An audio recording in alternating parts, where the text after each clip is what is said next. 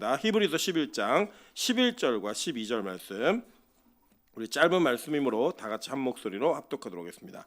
히브리서 11장 11절과 12절 말씀 다 같이 한 목소리로 합독합니다. 시작. 믿음으로 사라 자신도 나이가 많아 단산하였으나 잉태할 수 있는 힘을 얻었으니 이는 약속하신 이를 미쁘신 줄 알았습니다. 이러므로 죽은 자와 같은 한 사람으로 말미암아 하늘의 허다한 별과 또 해변의 무수한 모래와 같이 많은 후손이 생육하였느니라. 아멘. 네, 우리 주변에 있는 분들에게 이렇게 한번 인사하도록 하겠습니다. 당신 얼굴 보는 게 요새 최고 기쁨입니다. 네, 저는 깜짝 놀랐습니다. 우리 소진이가 어제 이어서 오늘도 왔어요.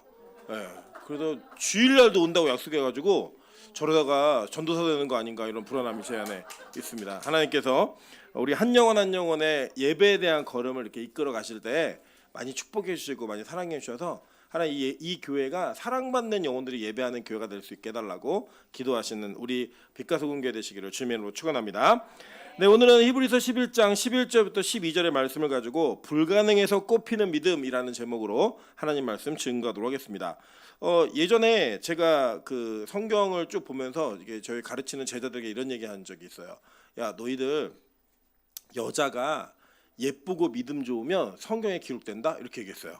네. 왜냐하면 이렇게 제가 청년들한테 소개를 시켜주다 보면 우리 여자 청년들은 좀 현명해요, 비교적. 그래서 남자를 이렇게 소개받을 때 어떤 남자를 소개해주기 원하느냐라고 얘기하면 자기 나름대로 원하는 조건들이 있는데 그 얘기를 쭉 듣다 보면 그래도 얘는 미래에 대한 계획이 좀 있구나, 자기 미래에 어떤 생각들을 하면서 사람을 선택하겠구나, 이런 좀 현명함이 있어요. 반면에 남자들은 뭐 똑똑한 애나 멍청한 애나 다 똑같아요. 다 예쁘면 된대요. 그냥 무조건 예쁜 여자만 찾아요. 그러니까 뭐 필요 없어요. 뭐 다른 조건은 필요 없고 예쁘면 된다. 예쁘면. 그래서 뭐 몸매도 예뻐야 되고 통장도 예뻐야 되고 뭐 성적도 예뻐야 되고 그냥 다 예쁘면 된다는 거예요. 예쁘면. 예쁨에 대한 기준만 있는 것 같아요. 근데 이게 보면은 여러분 성경에 남자들은 이름이 기록되려면 여러 가지 이 결단과 엄청난 사역들을 감당해야지 돼요. 여러분 다윗처럼 막 골리앗을 때려잡는다든지 바울처럼 목숨 걸고 복음을 전한다든지 야고보처럼 승부해야 된다든지 이런 게 있어야 되는데 여자들은 예쁘고 믿음 좋으면 성경에 기록이 되어 있습니다. 사라가 그랬죠, 그죠? 그리고 리브가가 그랬잖아요, 그죠? 여러분 또 에스더가 그랬죠. 사실 한 일을 따져보면 그렇게 막 위대한 일, 대단한 일을 했다라고 할 수 있는 여자는 몇 명 되지 않아요. 그런데 그 여자들이 가지고 있었던 믿음이라고 하는 것 그 자체가 어마어마한 하나님의 집중을 받을 만한 사건이었다라는 거예요. 그리고 그 성경은 그것을 기록해 놓습니다. 그런데 여러분 잘 이해하셔야 될 것은 제가 히브리서를 여러분과 함께 계속 몇 주간 지금 나누고 있는데 히브리서는 사람의 믿음이 얼마나 위대한가를 가르치는 성경이 아닙니다. 히브리서는요, 믿음 때문에 사람이 어떻게 바뀌어지고 사람이 어떻게 변화되어지고 사람이 어떻게 위대한 일을 하는가예요. 여러분 이것을 거꾸로 이해하시면 우리는 이 땅에서 자기의 열심으로 믿음의 행위를 하는 사람을 믿음이 크다라고 얘기할 수 있어요. 성경은 절대 그렇게 얘기하지 않는다라는 거예요. 성경 어떻게 얘기하냐면 믿음이 우리에게 들어오면 우리가 어떤 조건을 가졌든 간에 우리는 그 상황에서부터 하나님의 사람으로 변화된다예요. 성경이 그걸 가르치고 있는 겁니다. 그래서 여러분 기대하지 않을 사람, 기대할 사람 이것이 나누어지지 않아요. 성경에는. 왜냐? 성경은 이미 하나님께서 그 사람의 조건이 어떻든 간에 믿음이라는 걸 주시면 그 믿음 때문에 하나님이 원하시는 그 자리까지 우리는 반드시 끌려가게 되어 있고 만들어지게 돼 있다는 거예요. 여러분 저는 오늘 이 사라의 이야기를 살펴보시면서 사라가 어떤 인생을 살았는가가 아니라 사라의 상황 속에 믿음이 들어오니까 어떻게 사라를 변화시키는 믿음이 빛나게 되어졌는가, 이 내용을 함께 나누시면서 오늘 이 밤에 사라가 되시는 귀한 은혜가 있기를 주님의 이름으로 축원합니다. 자, 오늘 본문을 보면요, 이 본문 안에서 사라를 간단히 소개해요. 뭐라고 얘기하냐면 믿음으로 사라 자신도 나이가 많아 단산하였으나 잉태할 수 있는 힘을 얻었으니 이는 약속하신 이를 미쁘신 줄 알았습니다 라고 얘기합니다. 간단하게 얘기하는 이유가 뭐냐면 다 알기 때문이에요. 예를 들면 우리가 전두환 그럼 다 알아요, 몰라요? 다 아시죠, 그죠? 그런데 예를 들어서 박근혜 그러면 이제 아는 사람이 있고 모르는 사람이 있어요. 박정희라고 얘기하면 죄송해요. 박정희라고 얘기하면 아는 사람이 있고 모르는 사람이 있어요. 박근혜는 거의 다 아시죠, 그죠? 그러니까 예를 들면 찬수한테 나중에 야, 너 박정희가 누군지 알아? 이게 모를 거예요 아마. 기존에도 어떤 저보다 한 15살 어린 자매가 박정희 딸이 박근혜라 그랬더니 그 박정희 누구냐요? 모르는 거죠. 그러니까 그 시대적인 상황을 알고 역사를 공유한 사람들에게는 단어 하나, 이름 하나만 딱 얘기해도 이 사람이 뭘 말하고자 하는구나를 딱 캐치할 수 있잖아요. 이 유대인들은 사라 그러면 그냥 이 사라라고 하는 그 말 한마디로 모든 게 다 이해될 수 있는 배경적 지식이 다 들어오는 거예요. 그래서 사라에 대한 믿음이 사라를 어떻게 변화시켰는가를 간단히 얘기해도 설명하기가 너무 쉽습니다. 근데 우리는 그래요, 안 그래요? 오늘 이제 성경 퀴즈를 하실 텐데 우리 주일날 저는 이제 걱정되는 게 뭐냐면 누가 그러더라고요. 너무 많이 맞추면 어떡하냐 뭐 이런 얘기를 하시는데 걱정이 우리 권사님들과 장로님들이 시험 드실까봐 내가 이렇게 성경을 몰랐구나, 내가 말씀을 들었는데 다 잊어버린 백지가 되었구나 이런 생각이 드실까봐 제가 좀 걱정스럽지 하지만 그래도 여러분 뭐가 있냐면 성경의 상황을 이해해야지만 성경에 대한 내용과 의미를 이해할 수 있는 이것은 너무나 분명하고 자명합니다. 그래서 이 사라에 대한 이야기를 한번 쭉 살펴보도록 할게요. 자, 창세기 11장 29절과 30절입니다. 아브라함과 나홀이 장가들었으니 아브라함의 아내 이름은 사라며 나홀의 아내 이름은 밀가니 하란의 딸이요 하란은 밀가의 아버지며 또 이스가의 아버지더라. 다 같이 있습니다. 시작. 사레는 임신하지 못함으로 자식이 없었더라. 자, 사레라는 것은 사라의 원래 이름이었죠. 하나님 바꾸셨는데 바뀌기 전에 원래 그 사레가 가지고 있었던 한계가 뭐였냐면 그는 임신하지 못함으로 자식이 없었더라예요. 여러분 잘 보시면 남자하고 여자하고 이렇게 결혼을 해가지고 아기가 안 생기는 부부들이 가끔 있어요. 그러면 이 아기가 왜 안 생기는가라고 하는 것을 지금 이 시대에는 의학적인 증명을 통하여 이게 남자의 문제다, 여자의 문제다 다 얘기할 수 있는데 고대 사회에서는 다 누구 문제였어요? 다 여자의 문제였어요. 그래서 아들을 못 낳아도 심지어는 딸만 낳았다? 그럼 어떻게 되는 거예요? 소방 맞는 이 칠거지 악에 아들을 못 낳는 죄가 있었습니다. 우리 최재형 권사님 시대를 잘 타고 태어나신 거예요. 조선시대 태어나셨으면 소방 맞을 가능성이 큰 분들이 몇 분 계세요. 지금은 물론 시대가 바뀌어갖고 이제 아들만 낳는 분들이 참 안타까운 분들인데 그 시대는 그랬다는 거죠. 그러니까 이 사라가 이 집에 시집을 가서 아브라함의 아내로 살아가면서 자기가 가지고 있었던 이 신체적인 한계, 그러니까 그게 뭐 과학적으로 사라가 정말 문제가 있었는지 우리 잘 몰라요, 의학적으로. 그러나 그 문화권 속에서는 무조건 지탄받고 비난받는 사람이 누구였어요? 사라였다고요. 사라의 단산, 그 끊어지기 이전에 이미 사라는 젊었지만 죽은 몸이었어요. 몇 살에 결혼했는지 성경은 얘기하지 않아서 사라가 몇 살 때부터 그 부부 생활했는지 우린 잘 모르지만 고대 사회를 따지면 13살, 14살 때부터 결혼을 해요. 그 시대에 결혼해가지고 지금 하란으로 부르는 그 시기가 아브라함이 75세. 사람 몇 살이에요? 10살 차이예요. 10살 차이. 예. 기억하셔야 됩니다. 몇 살 차이? 10살 차이. 그러니까 10살 많은 오빠랑 산 거예요. 예. 아저씨죠. 도둑. 네. 10살 많은 이 차이가 있었기 때문에 사라가 어렸을 때부터 시집을 가가지고 65세가 될 때까지 사라에게는 아무런 하나님의 음성도 없었고 그의 집안에 자녀도 없었고 아무것도 없는 커다란 결핍이 있었습니다. 여러분 이 사라는요 대가족을 꾸리고 있었던 경제력에 이 키를 쥐고 있었던 사람이에요. 아시겠지만 집에서 318명을 거느리고 있었죠. 그러니까 어마어마한 자산이 있었고 집안에 부가 있었던 여자였습니다. 그런데 이 여인에게 모든 것이 다 갖춰져 있지만 아브라함이 여러분 얼마나 신실한 남편이었어요. 그런데 그에게 진짜 없는 결핍의 문제가 뭐였어요? 자식이 없었더라예요. 하나님은 이 자식이 없었다라고 하는 사라의 한계가 하나님께 순종하는 도구가 되게 만들었습니다. 그래서 뭐냐면 하나님께서 아브라함을 부르실 때 아브라함이 부르심을 받을 때 하나님께 들었던 이야기를 사라한테 했을까 안 했을까요? 부부관계가 좋았어요, 안 좋았어요?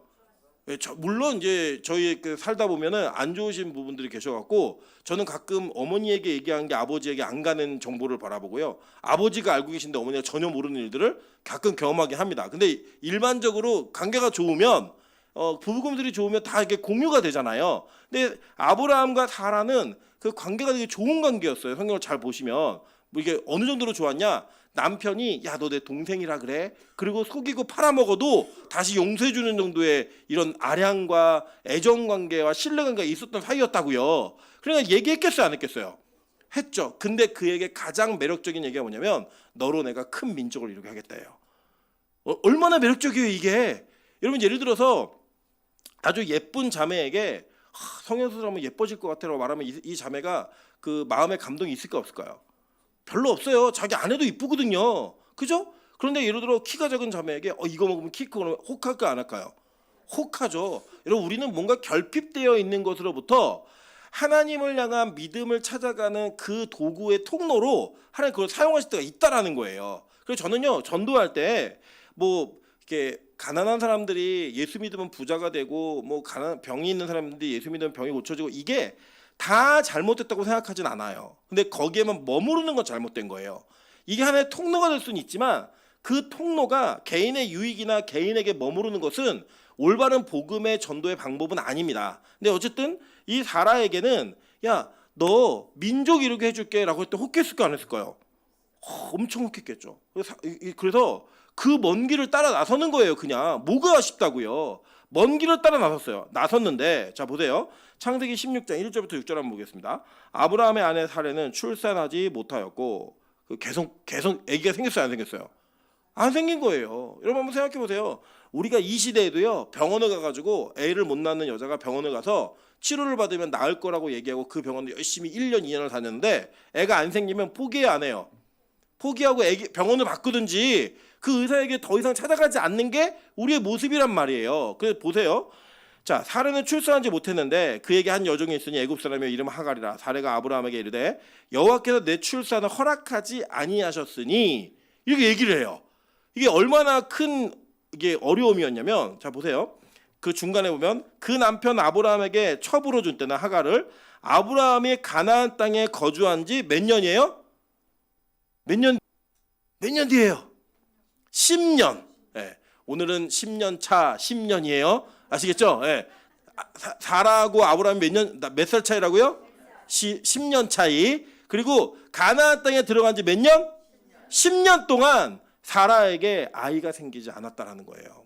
여러분 65세에 쫓아나와가지고 10년 동안 아이가 안 생겼을 때 여러분 속았다는 생각이 들까 안 들까요? 여러분 하나님이 여러분에게 얘기하시는 거예요.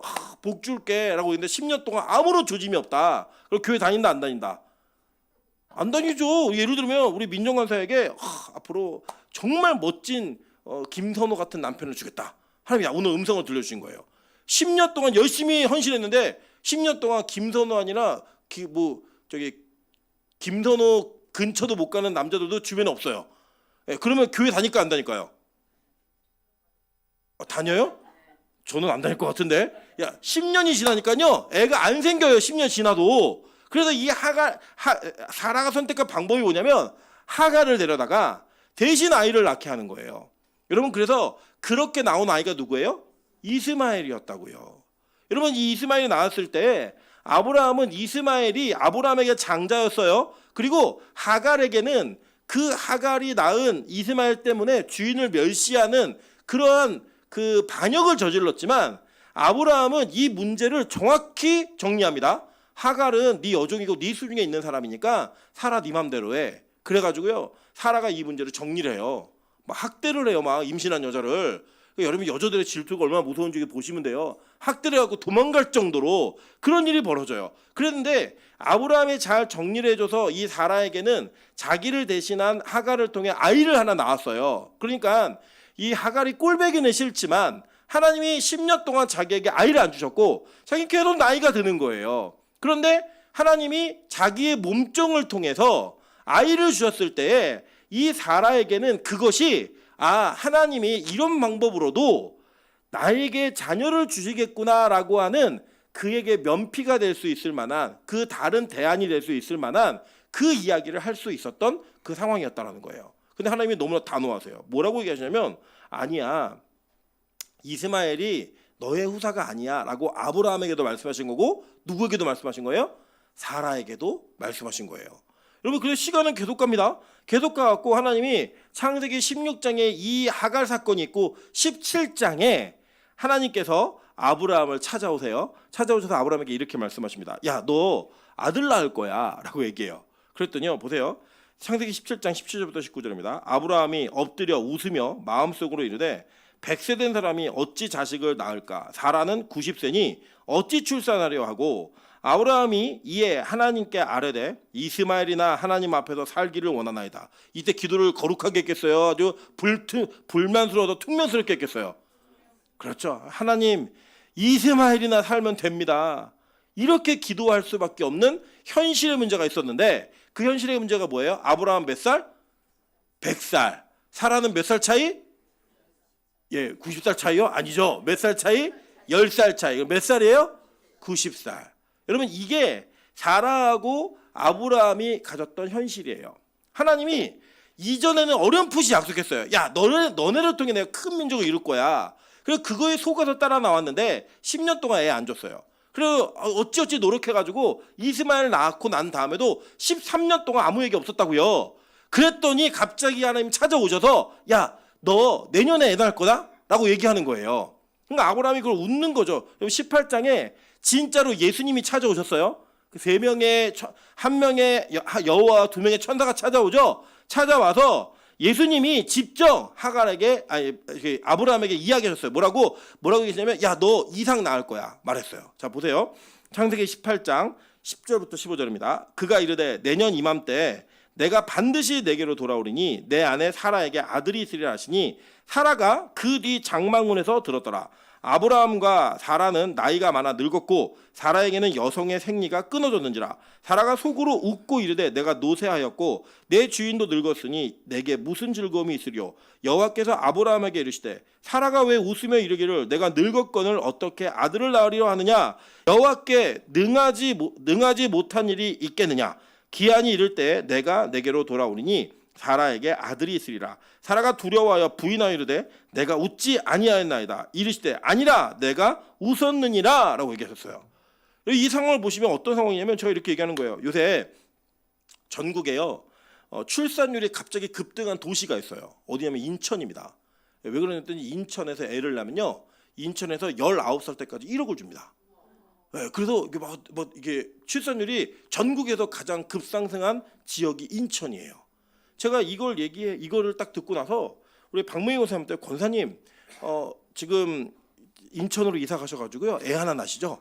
1억 준답니다. 그럼 이게 뭐예요? 놀리는 거죠 이거는. 제가 만약에 공식적으로 그런 얘기 했다면 우리 승무사님 인천으로 이사 가십니다. 1억의 그 지원금을 받기 위해서 이사 가십니다라고 얘기하면 여러분 이게 웃을 때 어떻게 웃으시겠어요?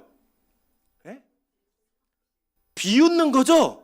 여러분 이삭이라는 원래 히브리어 이름 뜻이요 비웃다예요. 여러분 이게 이게 미소 짓는 그런 웃음이 아니고요. 이삭이라는 이름 뜻 자체가 비웃다, 그가 비웃다라는 뜻이에요. 그러니까 이 이삭의 이름이 왜 나왔냐면 이 상황 속에서 하나님께서 하신 말씀을 들었던 아브라함도 그리고 사라도 다 어떻게 했어요? 비웃었다고요. 여러분 이게 왜 비웃을 수밖에 없었냐면요. 이들이 가지고 있었던 상황은 더 이상은 어떤 것이 가능한 상황이 아닌 거예요. 여러분 예를 들어서 우리 이럴 수 있겠죠. 우리가 찬소나 수아에게 이렇게 얘기할 수 있습니다. 너희들 나중에 커서 의사 되고 대통령 되라 라고 얘기할 수 있어요 없어요? 물론 한국 대통령은 좋은 직업은 아닌 것 같아요. 보면은 막 죽든지 잡혀가든지 뭘 다 해요. 좋은 직업은 아닌데 우리가 이 아이들한테는 어떤 것이든 얘기할 수 있죠. 그죠? 우주 비행사가 되라 얘기할 수 있어요. 호별이에게 전 세계를 탐험하는 탐험가가 되라 얘기할 수 있잖아요. 그죠? 그런데 예를 들어 제가 지금 또 기도 응답 받아가지고 내년에 우리 최재근 권사님이 의대에 합격하실 겁니다. 보세요. 벌써 비웃음이 나오죠. 저게 이삭이라고요. 이삭. 제가 이 얘기를 하면 주변에서 이것을 아무도 비전이라고 받아들이는 사람이 없다고요. 이 얘기를 하면 어떤 사람도 야 목사가 정말 제대로 된 비전을 선포하는구나 이렇게 얘기하는 게 없고요. 다 푹 하고 웃는다고요. 우리 최경수 지사님처럼 같은 최씨인데도 가문도 없어요. 그냥 푹 하고 웃는 거예요. 왜냐? 이건 그냥 불가능하다는 거 우리 다 아는 거예요. 여러분 그래서요. 하나님께서 아브라함과 사라에게 너희 내년에 아이 낳을 거야 라고 얘기한 그 하나님의 메시지는 그들이 믿음으로 어이구 하나님 드디어 응답하시구나 라고 얘기할 만한 단어가 아니었다고요. 이 상황은 아이고 웃기지 마세요 하나님. 지금요 제가 100살이고요. 제 아내는 90입니다. 사라는 그 얘기 들었을 때 뭐라고 얘기했어요? 아이고 저는 생리가 끊어졌어요. 이제 폐경 공장문 닫았습니다. 말도 안 되는 얘기 하지 마세요. 라고 얘기할 만한 그 상황이었다고요. 여러분 근데요 보세요. 하나님께서 믿음이라는 것을 이 사람들에게 주실 때에 그 믿음의 출발은 우리에게 인식은 안 돼 있지만 그 받을 때부터 완벽해요. 그죠? 예를 들어서 우리 이 공동체에도 성인 때까지 예수님 안 믿으시다가 처음으로 성인이 돼서 교회 나오신 분 계실 거예요. 근데 믿음으로 오셨어요? 아니죠. 그냥 옆에 있는 분이 같이 가자고 얘기하니까 왔고 그냥 누가 같이 억지로 끌고 오니까 그래서 온 거예요. 그래서 나는 믿음이 없었어요. 근데 하나님 관점에서는 그에게 이미 뭐가 있었어요? 믿음이 있었던 거죠. 그래서 그 믿음은 확인되지 않지만 하나님께서 처음부터 주신 믿음이에요. 근데 나는 모른다고요. 근데 어느 날 내 안에 믿음이 생기기 시작하면 그 믿음 때문에 예수가 나를 위해 죽었다라는 그 사실이 믿어지기 시작하는 거예요. 그때는 우리가 뭔가 확인을 해요. 확인을. 오늘 이 사라하고 아브라함은 하나님께서 애를 낳지 못하는 한 가정을 택하실 때부터 하나님께서 그들에게 믿음을 주셨다고요. 아니 그 이전부터 족보에 속하는 그 과정 속에서 하나님 믿음을 허락해 주셨어요. 믿음이 있었는데 이들의 믿음이 싹트기 시작한 건 그때예요. 근데 꽃피기 시작하는 건 언제인지 아세요? 믿음이? 꽃피기 시작하는 건 아무것도 할 수 없을 때 꽃피기 시작하는 거예요. 하나님은 아브라함과 사라가 자기의 힘과 능력으로 무언가를 할 수 있을 때에는 그 자기의 능력과 힘으로 해낸 것으로 인해 진짜 믿음이 그의 인생에 드러나지 않을까 봐 하나님은 그때까지 기다리시는 거예요. 이게 뭐냐면 이런 겁니다. 예를 들어서 찬수가 지금부터 열심히 노력을 해서 의대를 간다 그러면 우리는 뭐라고 얘기하냐면 너 공부 참 열심히 했구나라고 얘기한다고요. 맞죠? 맞아요. 근데 정말 최재근 권사님이 내년에 의대를 가시면 우리는 뭐라고 얘기할까요? 기적이네. 그죠? 본인도 그러잖아요. 맞아요. 그러잖아요. 기적이네. 이거 말고는 어떤 말도 할 수 없어요. 아, 최재근 권사님 공부를 열심히 했네. 아니 하셔도 안 돼요. 지금은. 옛날에는 가능했지만 지금은 안 된다고요. 우리가 어떤 상황에서 가능성이 있는 사람이 뭔가를 하면 그 사람을 칭찬해요. 그런데 가능성이 없는 사람에게 무슨 일이 벌어지면 그건 뭐라고 얘기하냐면 기적이라고 얘기한다고요. 성경은 그 기적의 근간이 되고 뿌리가 되는 것을 뭐라고 얘기하냐면 믿음이라고 얘기하는 거예요. 우리는 항상 믿음이라고 하는 것을 내 자신 안에 있는 어떠한 능력과 신뢰의 개념으로 받아들일 때가 너무나 많아요. 그래서 마치 어떤 어려운 일을 만나거나 힘든 일을 만났을 때 그것을 잘 이겨내고 잘 뛰어넘는 사람을 우린 믿음이 좋다라고 얘기하지만 아니에요. 하나님은 우리가 우리의 믿음을 스스로 꽃피울 수 없는 존재이기 때문에 우리의 믿음이 꽃필 수밖에 없는 상황을 만드신다라는 거예요. 그래서 우리에게 시련이 있고 고난이 있고 어려움이 있고 결핍의 문제가 나타나는 겁니다. 이유가 뭐예요? 우리 안에 있는 믿음이 그 힘을 발휘하고 그 꽃을 피워서 아, 나에게 진짜 믿음이 있구나라는 것을 확인시켜주면서 그 벽을 뛰어넘게 만드는 거예요. 여러분 사라가 뭐 했어요? 사라가 하나님 주님이 말씀하셨으니 내가 반드시 내년에 애를 갖출 줄 믿습니다. 이렇게 얘기했어요? 끝까지 웃었다고요. 심지어는 웃었는데 그 웃은 걸 들켰어요. 너 왜 비웃어? 라고 얘기하니까 아니요 저 비웃지 않았는데요. 아니야 너 웃었어 라고 얘기했어요. 아예 그냥 자녀의 이름을 뭐라고 지어버렸어요? 하나님이 너 애 낳을 건데 그냥 비웃음이라고 져버려. 너 그 아이의 이름이 이삭이야 라고 얘기하는 거예요. 여러분 이 장면은 우리에게 정말 많은 것이 다합니다. 왜냐 히브리서가 이 상황 속에서 사라는 실제로 끝까지 의심한 사람이었다고요. 믿지 않았어요. 그래서 자기의 몸종으로 애를 낳기 원했고 자기의 수단과 방법을 가리지 않고 어떤 애를 가지면 그것이 응답이라고 여기는 그냥 면피가 될 만한 상황을 만드는 것을 믿음이라고 여겼는데 하나님은 그거 아니라는 거예요. 끝까지 그를 절망의 상황으로 더 몰아가는 거예요. 언제까지요? 경수가 끊어질 때까지, 폐경될 때까지 하나님 계속 몰아붙이는 거예요. 그때까지 아무런 응답 안 하시는 거예요. 그러고 나서 모든 것이 불가능해졌을 때 그에게 하나님께서 믿음을 요구하기 시작하십니다. 근데 그 믿음이 네 안에 있는 거니까 나와 이게 아니에요. 하나님이 지금 믿음으로 말미암아 그것을 믿었다라고 성경이 얘기해 주는 거예요. 놀랍지 않습니까? 여러분 우리가 진짜 여러분 예수님 믿고 성령 받고 막 이러면 여러분 진짜 두려움 없이 의심하지 않고 평생도록 신앙생활 잘하세요? 아니잖아요. 의심할 때도 있고 예배 맨날 드리고 싶으세요? 아니잖아요. 오늘도 일찍 끝나면 얼마나 좋겠어요. 이번 주 수요일날 일찍 끝났더니 우리 명수 집사가 설교 일찍 끝나서 좋다고 난리가 났어요. 예. 난리가 났고 뭐 뒤에서도 막 뭐 일찍 끝났다고 너무 행복하다고 지금 막 이게 달력 쌓는데도 40분밖에 안 됐다고 막 이런 간증들이 막 여기저기서 막 나오는 게 우리예요. 막상 저도 일찍 끝나니까 좋더라고요.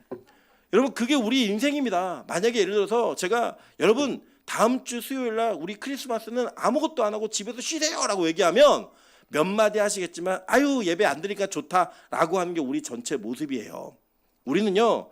예수를 믿고 그 믿음이 있다라고 얘기하면서도 항상 흔들리며 넘어지고 쓰러지고 의심하며 비웃을 수밖에 없는 그런 존재가 우리라고요. 사라가 아이고 이 사라 읽어보니까 저 박권사 같아 이권사 같아 김권사 같아 얘기하는 게 아니라 이 사라가 누구라고요? 나예요 나.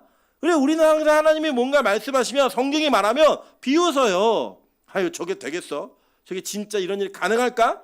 심지어는 전하는 사람조차도 그렇게 얘기한다고요. 그런데 그 안에 그런 상황이 되었을 때 진짜 믿음은 거기서부터 꼽히기 시작하는 거예요.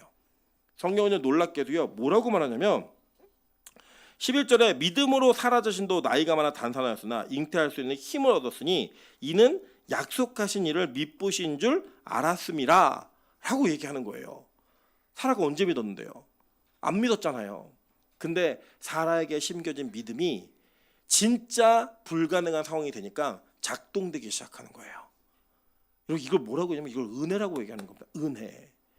그러니까 믿음은요 믿어지는 거지 여러분이 믿으려고 노력해서 뭐가 되는 게 아니에요. 저희 아내가 어제 저한테 그러더라고요. 자기도 믿음이 많았으면 좋겠대요. 자기 믿음이 컸으면 좋겠대요. 그래서 그랬어요. 너 수요예배 설교 안 들었지? 들어. 그 목요일 예배 안 들었지? 들어. 이런 믿음은 우리가 키우는 게 아니에요. 우리가 막 훈련해가지고 믿음이 막 성장하고 막 그런 게 아니라 하나님의 원래 애초부터 여러분에게 완벽한 믿음을 주셨어요. 근데 그 믿음이 언제 발휘되느냐? 그 믿음은 불가능이라고 하는 너무나 좋은 토양에서 꽃피기 시작하는 거예요. 싹 트신 건 이미 싹 텄다고요. 그 싹은 하나님이 여러분을 불러서 교회 안에 잡아두실 때부터 그 믿음은 이미 싹 트기 시작한 거예요. 근데 그 믿음은 언제 꽃피느냐? 여러분이 불가능의 상황에 있을 때 꽃피기 시작하는 거예요.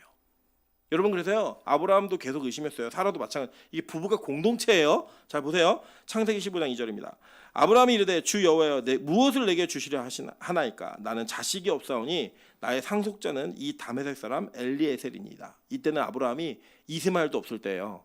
그러니까 뭐래요? 우리 집에서 기르는 종이 내 자식입니다.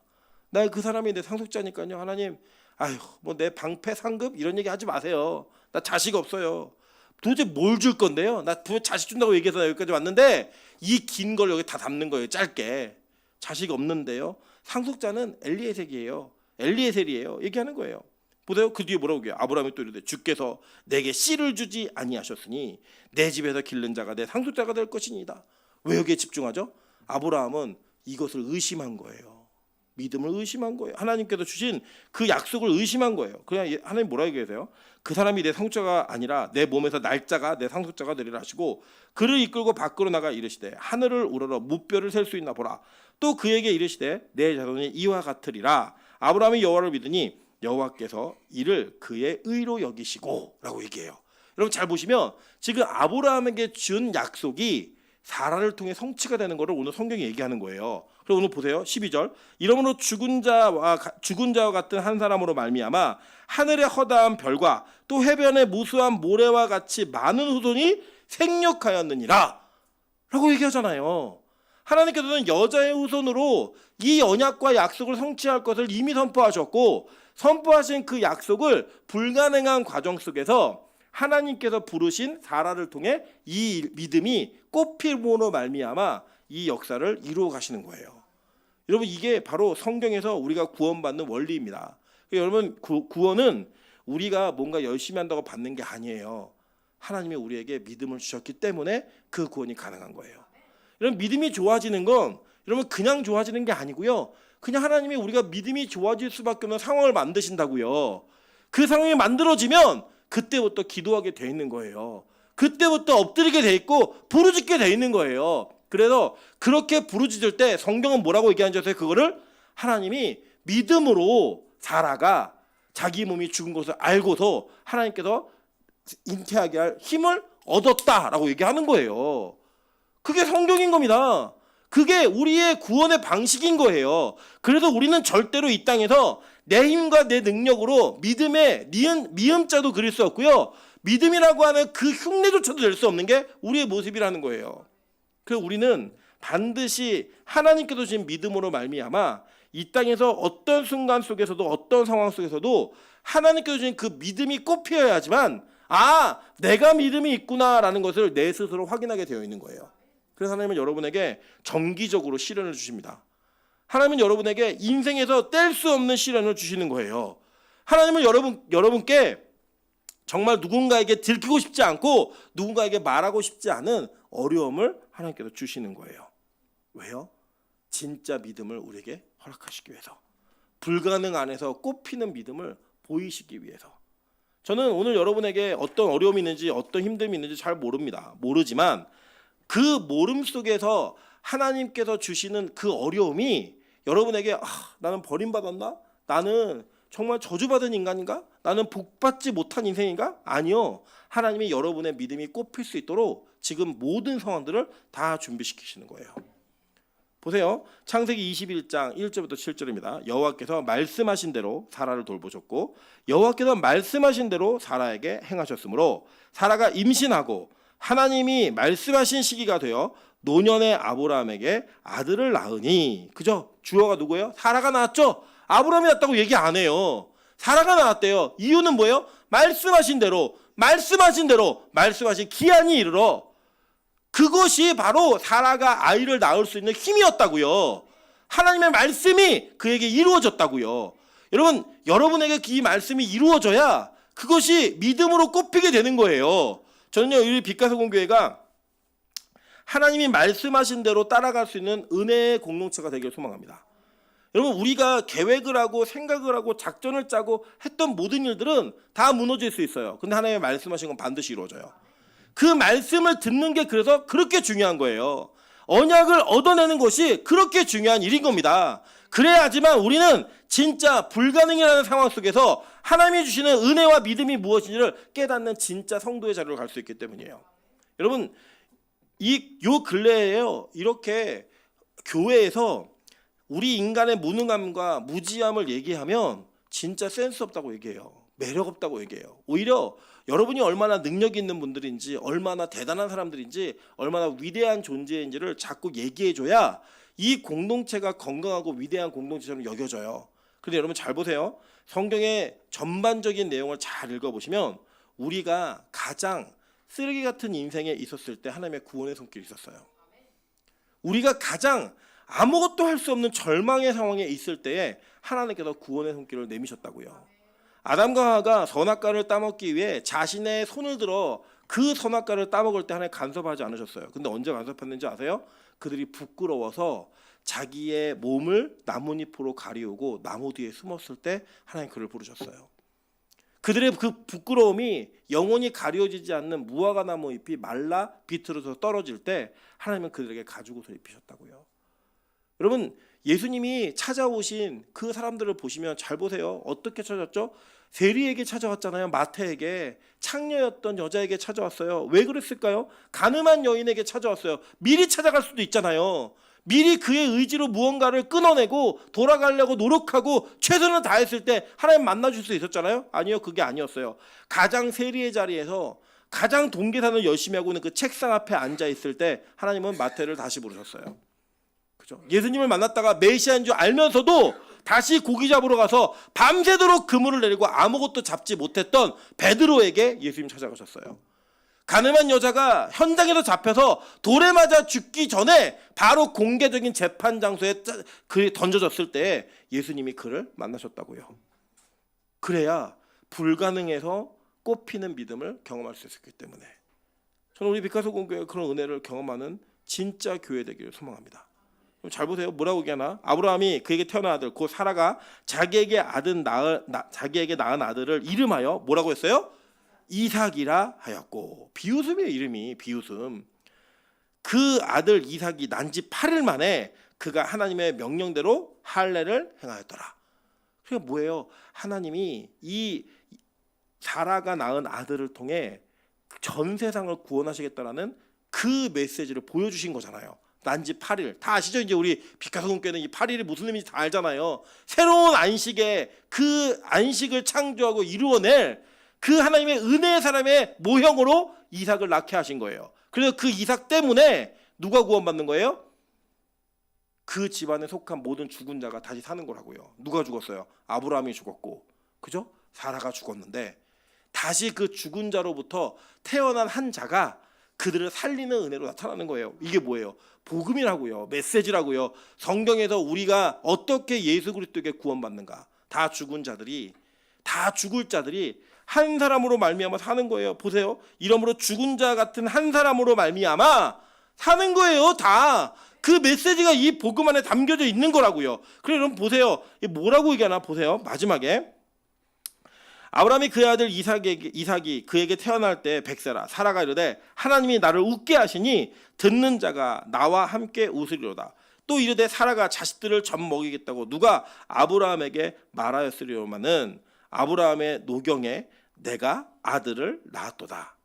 여러분 이게 사라의 이 불가능해서 꼽힌 믿음이라고요. 진짜 태어난 거예요. 아들이 진짜 배가 불러오는 거예요. 이게 얼마나 큰 믿음이었겠어요. 얼마나 큰 은혜였겠어요. 나는 폐경되었는데 더 이상 아이를 낳을 수가 없는데 자기 안에서 꿈틀꿈틀 대고 있는 그 아이의 존재를 느꼈을 때 그에게 그 믿음이 얼마나 컸겠냐고요. 여러분 이거는요 진짜 우리가 하나님께서 우리에게 믿음을 주시면 어떻게 우리가 변화되어지고 어떻게 죽은 자 가운데서 사는 자가 되는가를 보여주는 아주 절대적인 그 믿음에 대한 메시지인 겁니다. 여러분 저는 오늘 이 아브라함이 가졌던 그리고 그 사라와 함께 이어갔던 이 믿음이 우리 빛가서금교에 있기를 소망합니다. 그 믿음으로 말미암아 하나님 내게 불가능한 상황을 주셨나요? 하나님 이제 믿음이 꼽히겠군요. 하나님 내게 절망의 상황을 주셨나요? 하나님 이제 믿음이 꼽히겠군요. 그 고백과 그 이야기가 하나님께서 우리에게 주시는 은혜의 이야기가 된다는 거예요. 여러분 저는요 우리 빛가서금교회가 어려운 교회여서 좋아요. 이유가 뭐냐면 어렵기 때문에 하나님만 일하실 수 있는 교회이기 때문입니다. 우리 교회가 돈도 많고 사람도 많고 다 모든 게 많으면 여러분 우리 기도 지금처럼 할까 안 할까요? 안 해요. 네. 여러분 다 모든 게 갖춰져 있다면 우리는 우리가 얼마나 위대한 교회인가를 자랑할 거예요. 근데 만약에 보세요. 진짜 어려운데 하나님께서 이 교회를 세워가시는 거 우리가 발견하잖아요. 그럼 우리는 누가 위대하다고 얘기할까요? 하나님이 위대하시다라고 얘기할 거예요. 여러분 여러분의 인생도 마찬가지라고 생각합니다. 여러분이 가지고 있는 여러분의 외모, 학벌, 자산, 여러분이 가지고 있는 능력 이 모든 것들이 여러분 위대하다라고 여겨지신다면 여러분 진짜 믿음이 없는 거예요. 왠지 아세요? 하나님 앞에서 내놓을 게 우리 아무것도 없는 존재거든요. 근데 여러분 그게 아무것도 없다라는 걸 인정하시잖아요. 그럼 그때부터 하나님이 여러분의 인생에 일하기 시작하시는 거예요.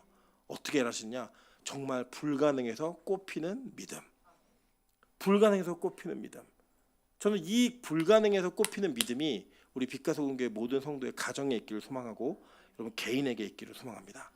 여러분 그러함으로 말미암아 이 불가능 같은 그 상황이 드디어 내 믿음이 꼽히겠구나.